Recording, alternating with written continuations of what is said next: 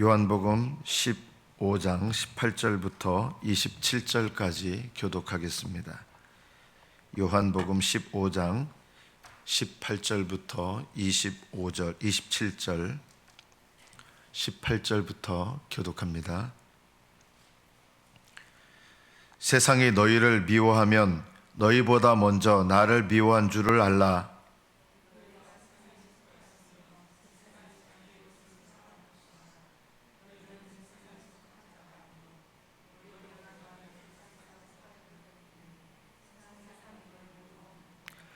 내가 너희에게 종이 주인보다 더 크지 못하다 한 말을 기억하라.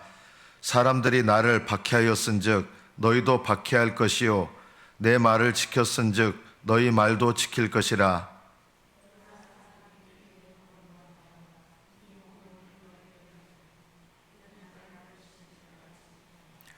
내가 와서 그들에게 말하지 아니하였더라면 죄가 없었으려니와 지금은 그 죄를 핑계할 수 없느니라. 내가 아무도 못한 일을 그들 중에서 하지 아니하였더라면 그들에게 죄가 없었으려니와 지금은 그들이 나와 내 아버지를 보았고 또 미워하였도다.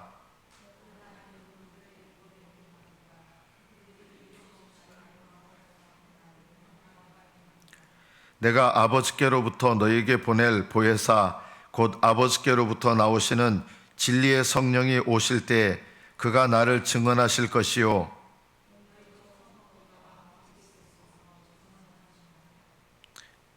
여기까지 받들어 읽겠습니다.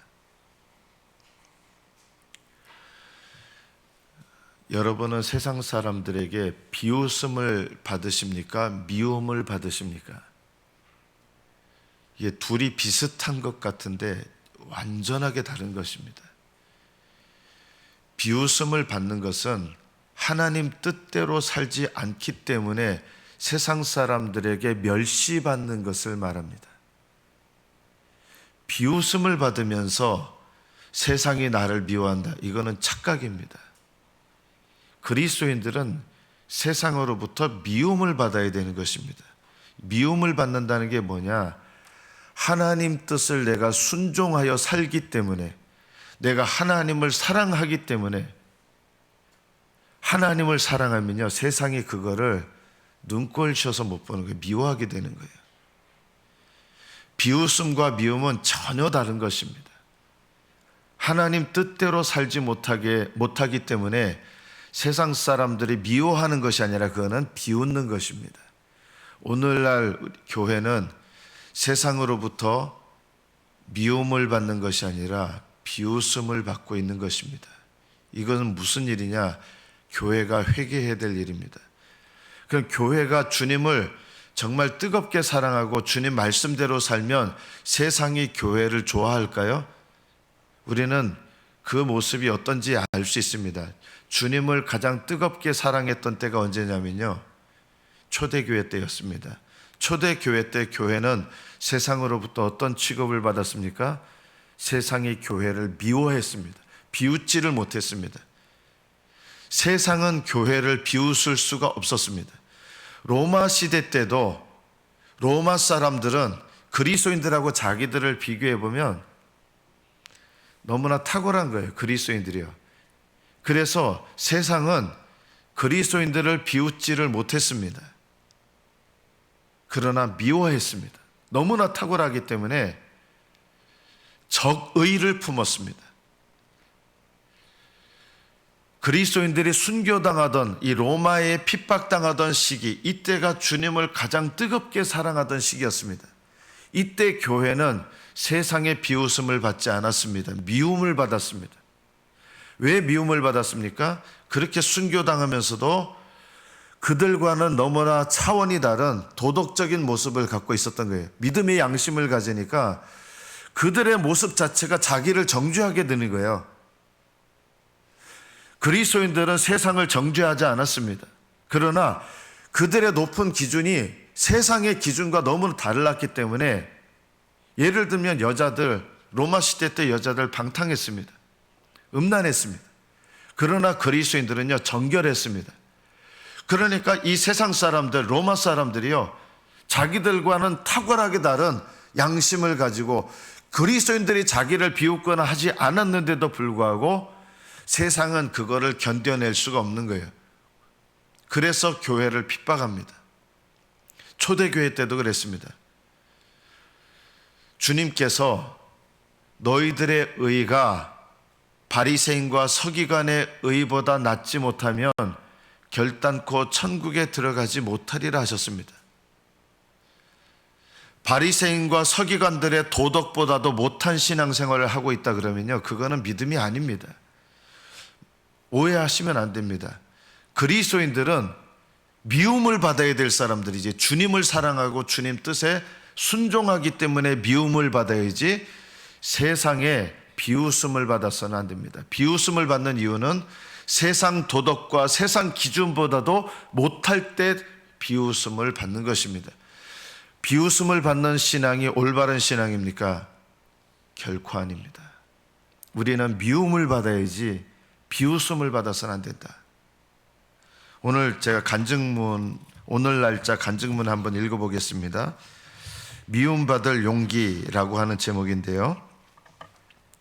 항공사 승무원으로 일하던 저는 20대 중반에 혼전 임신으로 결혼한 뒤 일을 그만두었습니다.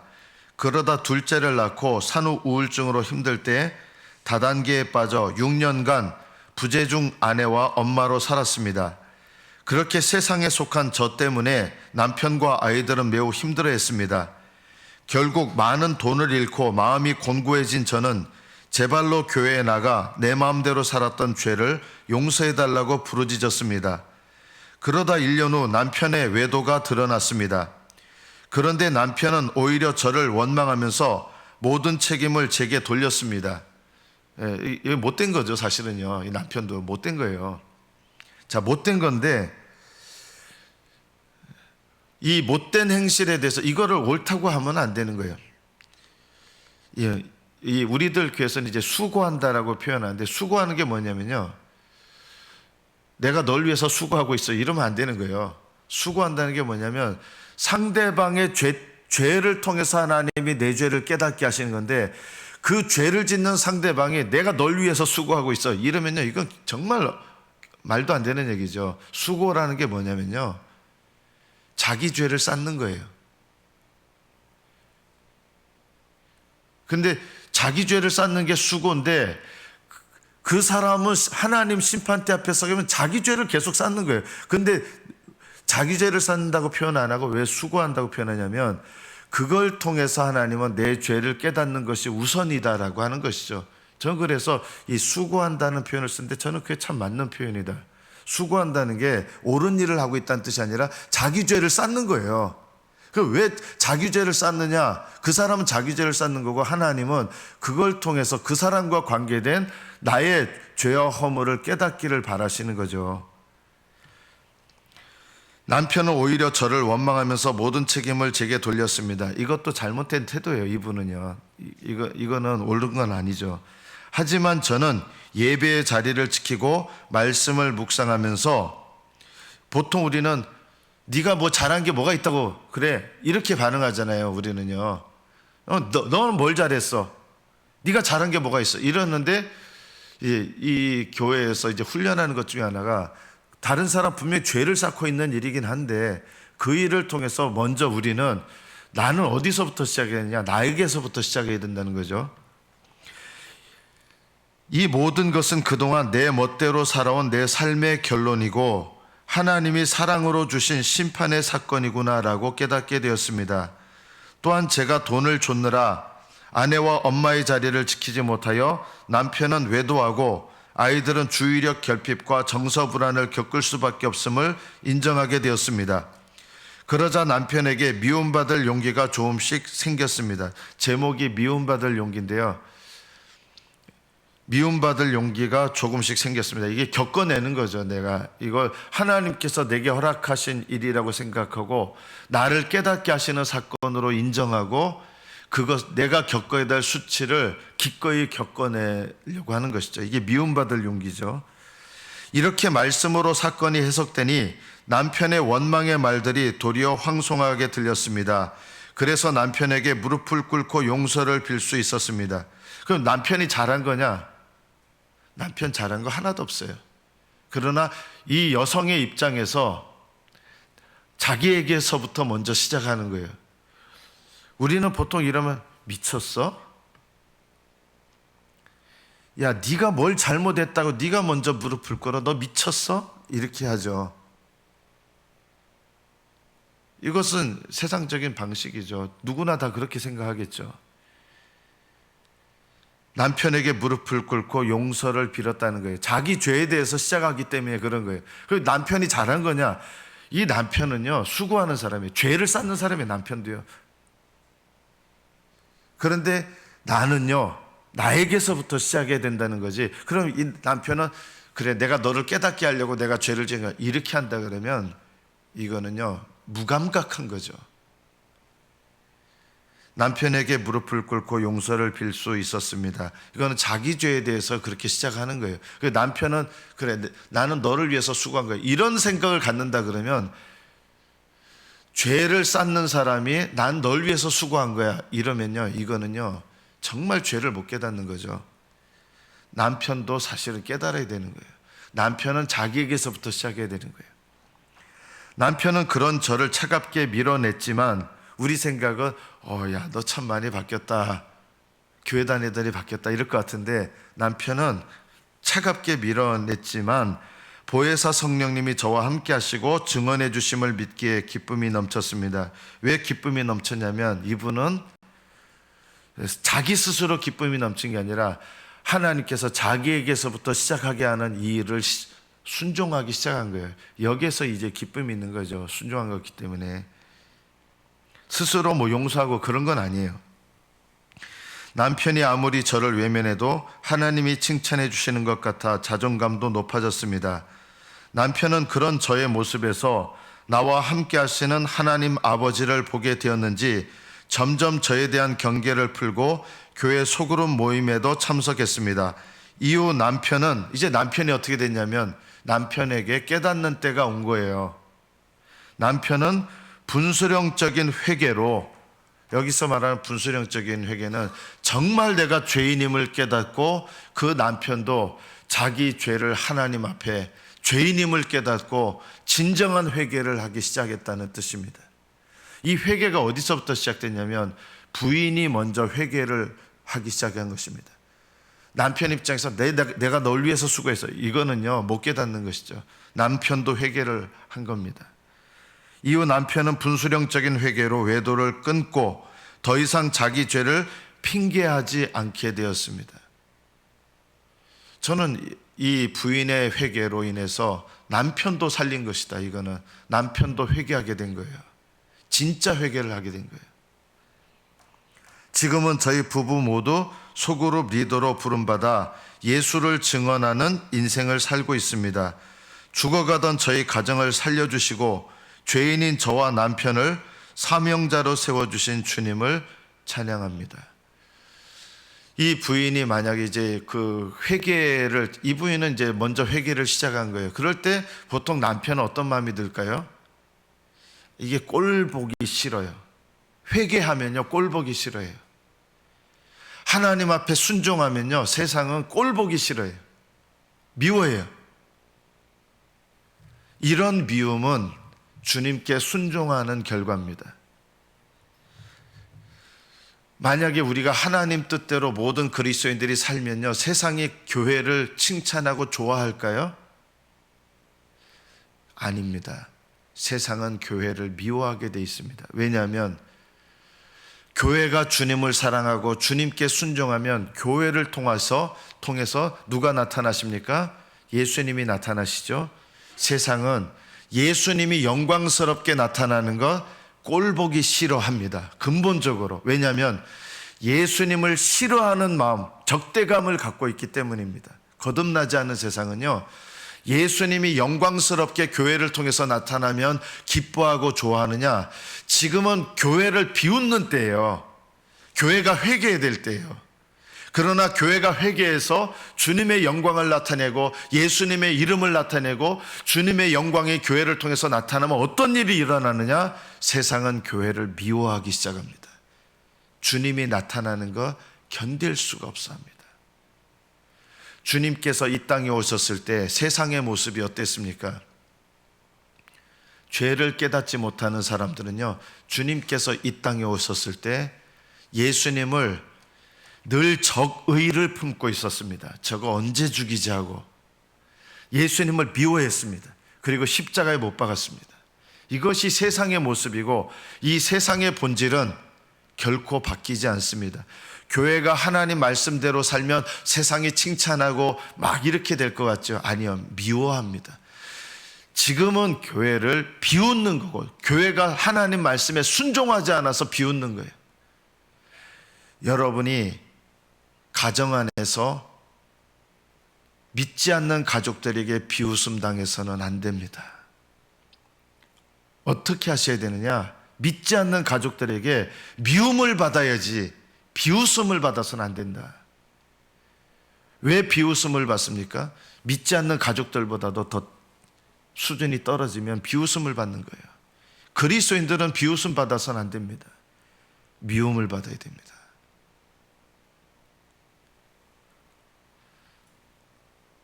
제가 저희 아버지께 복음을 전하고 성경책을 갖다 주니까 저희 어머니가 캐톨릭 신자였거든요. 저는 올바른 행동 아니라고 생각했거든요. 성경책을 숨긴 거예요. 성경책을 갖다 버린 거예요. 그러나 저는 거기에 대해서 아주 적대적으로 반응하지 않았습니다. 성경책을 아버지께 또 드리고. 세상은 예수 그리스도를 증거하잖아요. 우리가 순종하는 게 뭡니까? 예수님 증거하는 거 아닙니까? 말씀대로 살고 예수님 증거하고, 이것이 우리가 말씀대로 순종하는 거거든요. 예수님 증거해 보세요. 세상은요, 미워합니다. 복음 증거하면 교회를 미워합니다. 왜 교회가 비웃음을 사느냐? 세상 기준보다도 못하고, 또 하나는 예수님을 증거하지 않기 때문에 세상은 잠잠합니다. 우리를 구원하신 예수님, 오직 예수 그리스도만이 우리의 죄를 용서하시고 오직 예수 그리스도만이 우리를 구원하시는 유일한 구주라는 것을 세상에 증거해 보십시오. 세상은 미워하기 시작합니다.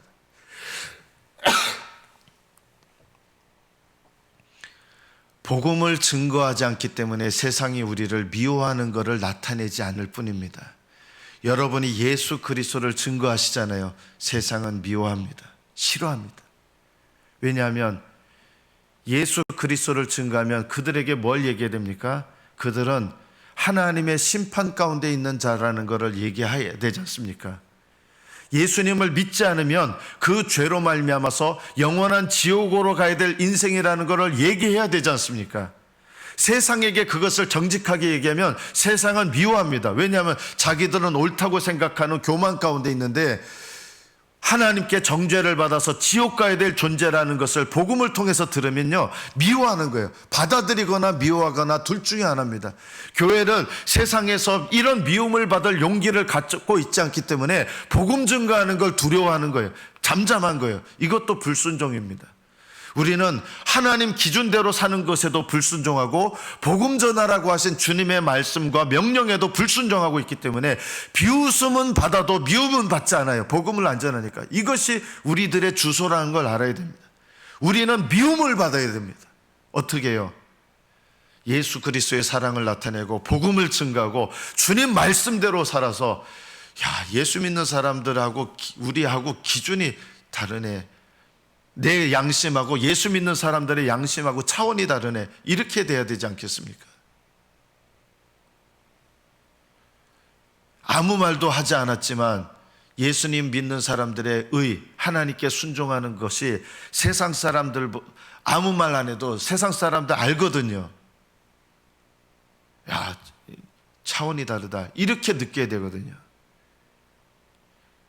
너희들의 의가, 이 의는 단순히 예수님 영접하는 의를 말하는 게 아니라 믿음으로 순종하는 의를 말하는 거예요. 너희들의 의가 나를 믿지 않는 바리새인과 서기관의 의보다 더 낫지 못하면 그 믿음은 가짜 믿음이라는 거예요.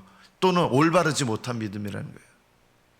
바른 믿음은 믿음으로 행하면 세상 사람들보다 더 탁월합니다. 예수님께서 세상이 너희를 미워하면, 이때 제자들에게 이 말씀을 하시는 이유는요, 이 말씀을 하신 지 며칠 지나지 않아서 예수님 순교당하시고 십자가에 죽으시고 그리고 부활하시고 제자들은 한 50일 이후에 성령을 받지요. 성령을 받은 다음부터 제자들은요, 두 가지를 합니다. 어느 누구도 따라올 수 없는 세상 사람들 도덕보다도 더 뛰어난 도덕, 세상 사람들 보기에 그런 거예요. 그것 때문에 열받았어요. 그리고 복음을 전하니까 열받았어요. 이 두 가지 때문에 다 세상 사람들은 미워하게 되는 거예요. 왜냐하면 예수님을 미워하기 때문에. 주님을 믿지 않는 사람들은 주님과 영적으로 원수거든요. 그래서 예수님이 드러나는 거 싫어요. 여러분, 불교나 다른 종교 종파에서 죄를 지으면 사람들이 비웃기는 하는데, 교회는 유달리 달라요. 비웃긴 하지만 그렇게 심하잖아요. 근데 교회는 뭐 잘못하면 왜 그렇게 미워할까요? 교회에 대해서 근본적으로 주님께 속한 이 교회에 대해서 적대감을 갖고 있기 때문입니다.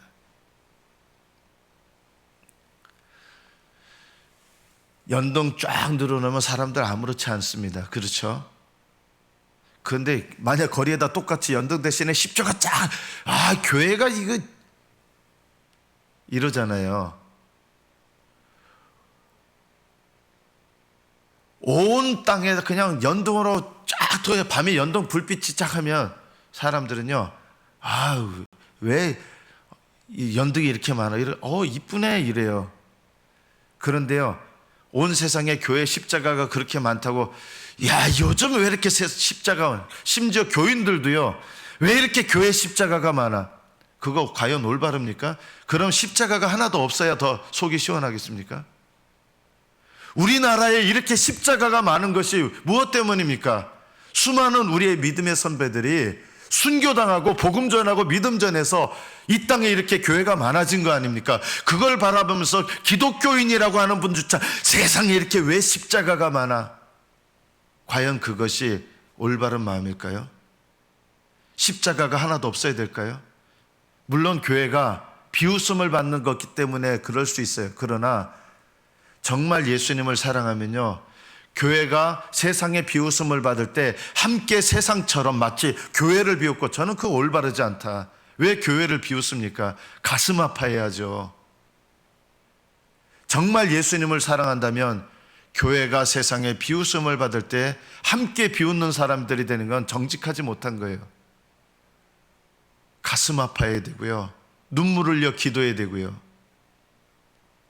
저는 여러분이 우리 교회는 부족하든 부족하지 않든 주님의 몸된 교회 아닙니까? 그러면 우리 교회가 예를 들어서 비웃음을 받는다 할 때 교회를 사랑하고 주님을 사랑하면 어떤 마음을 품어야 됩니까? 마음 아파하셔야 되고 눈물로 기도하셔야 되고, 그것이 교회를 사랑하는 사람이에요. 누군가 교회를 비난할 때, 그래 그 교회가 그거 썩었고 잘못했고 이러면 그건 교회를 사랑하는 사람이 아니에요. 그거는요, 함께 비웃는 사람이 되는 거예요.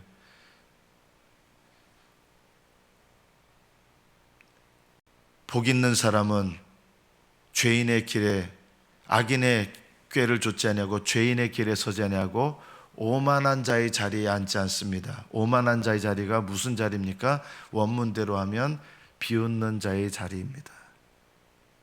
저는 교회를 함께 비웃는 그리스도인들을 많이 봅니다. 마음 아픕니다. 주님의 몸된 교회가 비웃음을 받을 때 가슴 아파하고 눈물을 흘려야지, 왜 세상 사람들과 같이 똑같이 자기는 의인인 것처럼 교회를 비난하고 비웃고 그럽니까? 하나님은 그런 마음들도 기뻐하지 않을 것입니다.